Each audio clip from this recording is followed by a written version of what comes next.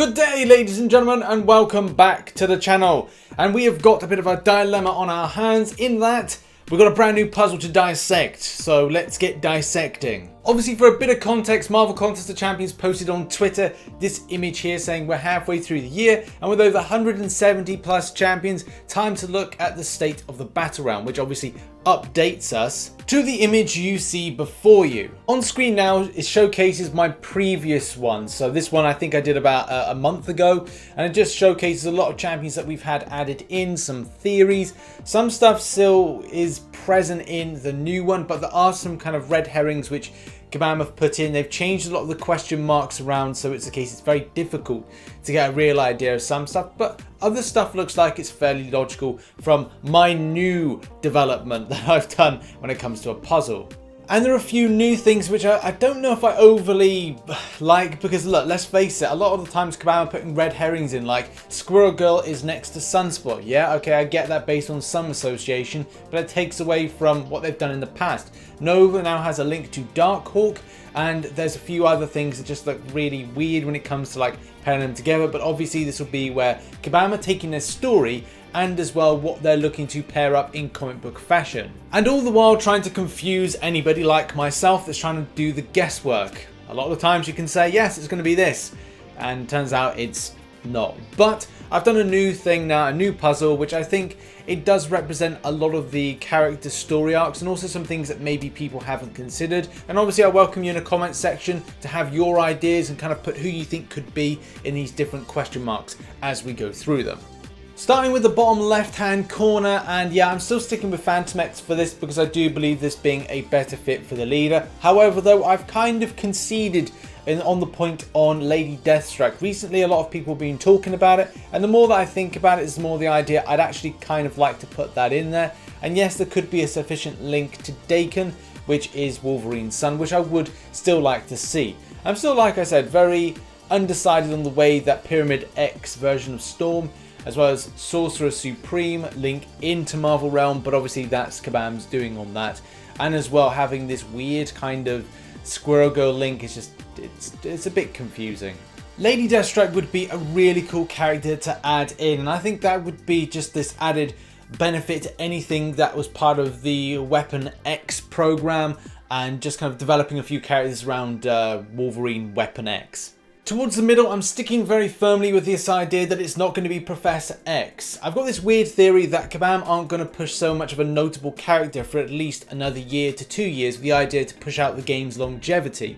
But I feel quite strongly about a new character being added to the right of Cable, which is going to be Genesis, and just above when Gwenpool is, and that would be Black Cat. Cable's link to Genesis is that he's technically the son, his son Tyler, but also the first clone of the kind of failed experiment that was meant to be Nathan Summers. So it's meant to be, this was meant to be the first Cable, but in fact this is the son. It's a weird story arc. There's lots of things to this. Mr. Sinister's involved, of course he has to be, but I'd like the idea of this character coming in. It's a very strong, very robust character.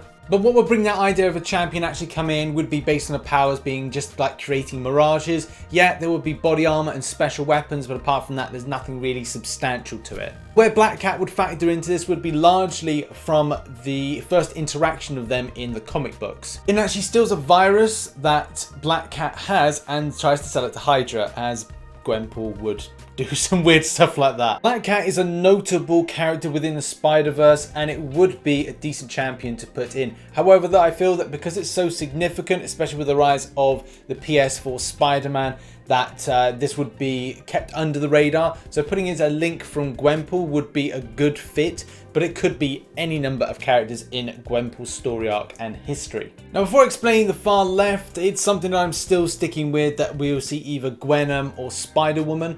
There could be a lot of discrepancies to that, and it could be tying in with other things you'll probably see. Also, I've put in the dead center, there's a character called Spectrum, aka Monica Rambeau, if I've said that correctly, or Rambeau. The fact is, this character is going to be seen in the upcoming WandaVision TV series, and it's meant to be the older version of the character, the younger character that you see in the Captain Marvel film. The character itself is very powerful, at one time adopting the Captain Marvel mantle, but as well her powers come from different ways, different reasons, and from different origin altogether. And whether or not that will play out in the WandaVision TV series, we'll have to find out next year. Over at the top, there's links for 2 characters linking off from Black Widow, Deadly Origin, and Hulk. Now, I tried to really pinpoint something that would work quite well for these characters, and it is something that links together Black Widow Deadly Origin comic book story arc. Now this may be a slightly clutching at straws, but Shang-Chi makes a mention, and as well Hercules is mentioned as well in this particular story arc. Which again could literally mean anything, but there is a mention to Hulk versus Hercules, and as well a story arc for this.